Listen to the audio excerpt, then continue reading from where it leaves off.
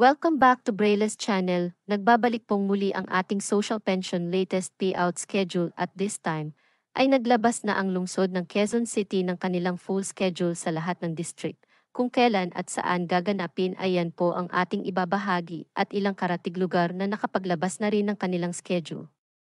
But before po tayo mag-start sa ating topic, please do kindly subscribe, like, and share na din sa lahat ng ating kaibigan at kaanak para lagi po tayong updated sa mga latest news at impormasyon na makakatulong po sa lahat. With no further ado, let's begin na po sa ating topic. Good news. Full schedule of 6,000 pesos social pension latest payout updates sa buong Quezon City at iba pang lugar as of June 28 alamin. Mag-start na po tayo sa lugar ng Sorsogon. Ito ay karugtong sa una kong binahagi. Naglabas na rin ng schedule ang Barangay Salvacion, Bacon, Sorsogon City. Ito ay gaganapin sa July 4 at Bato Covered Court na mag-start ng 8 in the morning. Ang sumunod naman ay ang Barangay Santo Niño, Bacon, Sorsogon City. Gaganapin din ito sa July 4 at Besha Covered Court na magsisimula din ng 8 in the morning. Ang sumunod na lugar na naglabas ng schedule ay ang isang barangay sa Masbate. Ito ang San Pascual, Masbate na nakaschedule ngayong July 1 to 5. Hintayin lang po natin ang venue at oras kung saan gaganapin na i-announce ng inyong barangay. At ang lungsod ng Quezon City, NCR Region. Magaganap na po ang inyong matagal nang hinihintay.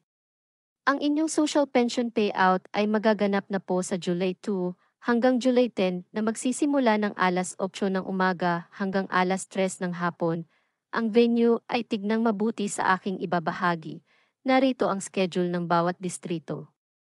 Unahin na po natin ang District 1. Ito po ay magaganap na sa July 10 na gaganapin sa Bagong Pag-asa Covered Court. Ang mga barangay na kabilang po dito ay ang mga sumusunod: Barangay Bagong Pag-asa, Barangay Project 6, Barangay Vasra, Barangay Ramon Magsaysay, Barangay Santo Cristo at Barangay Alicia. Ang lahat ng nabanggit ay dapat magpunta sa Bagong Pag-asa Covered Court bago mag-alas 8 ng umaga. Samantalang ang Barangay San Antonio, Barangay Katipunan at Barangay Bahay Toro ay gaganapin ang payout sa Bahay Toro Covered Court from 8 a.m. up to 3 in the afternoon. Kasabay din sa July 10 payout schedule ang Barangay Bungad, Barangay Paltok, Barangay Veterans Village, Barangay Santa Cruz, Barangay Nayong Kanluran, Barangay West Triangle, Barangay Masambong, Barangay Santo Domingo, Barangay Damayan, Barangay Del Monte, Barangay Talayan, Barangay Paraiso, Barangay Mariblo at ang Barangay Philam. Ang lahat ng nabanggit ay dapat na magpunta sa Masambong Tennis Court ng Barangay Masambong sa July 10 na mag-start ng alas 8 ng umaga hanggang alas 3 ng hapon. Kasabayan din ng District 1 ang Barangay Manresa, Barangay Balingasa, Barangay San Jose, Barangay St. Peter, Barangay Siena, Barangay Pag-ibig sa Nayon, Barangay Salvacion, Barangay Santa Teresita, Barangay Paang Bundok, Barangay Enes Amoranto, Barangay San Isidro Labrador, Barangay Maharlika at ang Barangay Lourdes. Ang lahat ng nabanggit ay dapat na magpunta sa NS Amoranto Covered Court sa July 10 na mag-start ng alas 8 ng umaga hanggang alas 3 ng hapon. Ang next schedule natin ay sa District 2 ng Quezon City. Ito po ay magaganap na sa July 9 na mag-start ng alas 8 ng umaga hanggang alas 3 ng hapon. Ang Barangay Bagong Silangan ay gaganapin sa Humanity Covered Court. Ang Barangay Batasan Hills naman ay gaganapin sa New Barangay Hall Basement at ang Barangay Commonwealth naman ay gaganapin sa Commonwealth Heights Covered Court. Ang Barangay Holy Spirit naman ay gaganapin sa Main Barangay Hall Covered Court. Ang Barangay Payatas 1 ay gaganapin sa Nara Covered Court at ang Payatas 2 naman ay gaganapin sa Ilang Covered Court. Ang next schedule naman natin ay sa District 3. Magaganap ang payout on July 4 sa 5 Key People's Park Covered Court.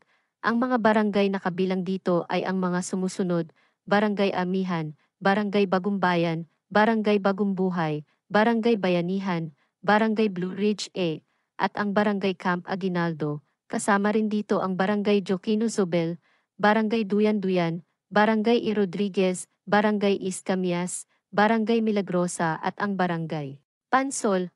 Ang lahat ng nabanggit ay dapat na magpunta sa 5 Key People's Park Covered Court bago mag-alas 8 ng umaga.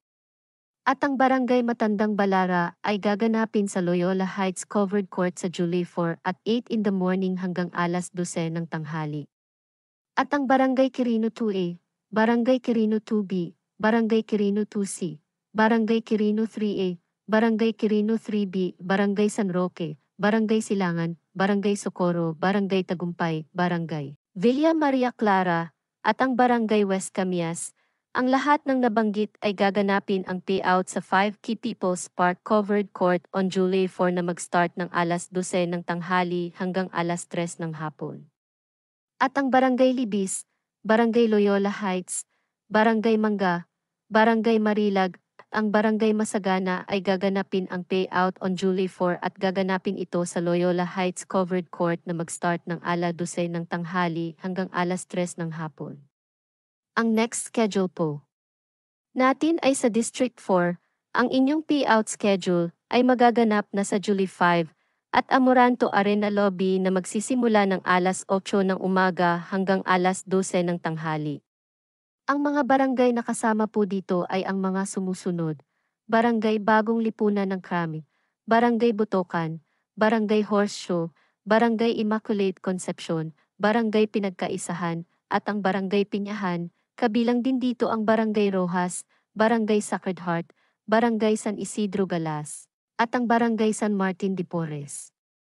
Ang lahat ng nabanggit na barangay ay dapat magpunta sa Amoranto Arena Lobby. Samantala, ang Barangay Central, Barangay Damayang Lagi, Barangay Don Manuel, Barangay Doña Aurora, Barangay Doña Imelda, at ang Barangay Kalusugan, ang lahat ng nabanggit ay dapat na magpunta sa UP Village Covered Court on July 5 at 8 in the morning hanggang 12 in the afternoon, kasama rin sa venue ang Barangay Kamuning, Barangay Kaunlaran, Barangay Kristong Hari, at ang Barangay Cruz na Ligas ay gaganapin sa UP Village Covered Court na magsisimula ng alas 8 ng umaga hanggang alas 12 ng tanghali. Samantala, ang Barangay San Vicente, Barangay Santol, Barangay Sikatuna Village, at Barangay South Triangle ay gaganapin on July 5 sa Amoranto Arena Lobby na mag-start ng alas 12 ng tanghali hanggang alas 3 ng hapon. Kabilang din dito ang Barangay Santo Niño, Barangay Tatalon, at Barangay Valencia. Maliban dito, ang Barangay Laging Handa, Barangay Malaya, Barangay Mariana, Barangay Obrero, Barangay Old Capitol Site, at ang Barangay Paligsahan ay gaganapin ang payout sa UP Village Covered Court from 12 noon until 3 in the afternoon. Kasama rin dito ang Barangay Teachers Village East, Barangay Teachers Village West, Barangay UP Campus, at ang Barangay UP Village. Ang next schedule po natin ay sa District 5 na. Sila ang maunang mag-payout on July 2, mag-start na po sila from 8 AM until 3 in the afternoon. Simulan po natin sa Barangay Santa Lucia, Barangay Fairview, at Barangay North Fairview. Kayo po ay dapat na magpunta sa Fairview Covered Court. Samantala, ang Barangay Greater Lagro, Barangay Kaligayahan, at ang Barangay Pasong Putik ay sa Barangay Kaligayahan Covered Court gaganapin ang inyong payout. Ang Barangay Santa Monica, Barangay San Agustin, Barangay Capri, Barangay Nagkaisang Nayon, at ang Barangay Novaliches ay magaganap ang inyong payout sa Barangay Santa Monica Covered Court. Samantala, ang Barangay Gulod, Barangay San Bartolom, at Barangay Bagbag, ang inyong payout schedule ay gaganapin sa Wellness Zone SM Novaliches. At ang panghuling schedule natin ay sa District 6. Ang inyong payout ay magaganap sa July 8 from 8 in the morning until 12 noon. Kabilang po dito ang Barangay Pasong Tamo na gaganapin sa Pasong Tamo Elementary School. Ang Barangay sa Uyo, Barangay Talipapa, at Barangay Tandang Sora. Kayo po ay dapat na magpunta sa Silvina Covered Court bago mag-alas 8 ng umaga. Samantala, ang Barangay Kulyat at Barangay New Era ay sa Pasong Tamo Elementary School gaganapin ang inyong payout, at ang Barangay Apolonio Samson, Barangay Baysa, Barangay Balong Bato, Barangay Sangandaan, at ang Barangay Unang Sigaw, ang lahat ng nabanggit ay dapat na magpunta sa Silvina Covered Court on July 8 at 12 noon hanggang alas 3 ng hapon. Ang lahat ng listahan ng mga social pension beneficiaries ay makikita nyo po dito at sa description. Pwede niyo po munang tignan kung andito nga ang inyong pangalan bago po kayo magpunta sa venue. Paalaala lamang, dumating ng maaga sa venue at dalin ang mga requirements, dapat ay may Xerox copy na at pirmado. Ang ibang forms na kailangan nyo ay ilalagay ko na rin sa description para pwede nyo na agad ma-download at ma-print. That's it. Alam kong masaya ngayon ang lahat ng social pensioner ng Quezon City kaya't masaya rin po ako. Manatili lamang po kayong nakatutok sa aking channel para sa mga latest updates at information na para po sa inyong lahat. Maraming salamat po and God bless everyone.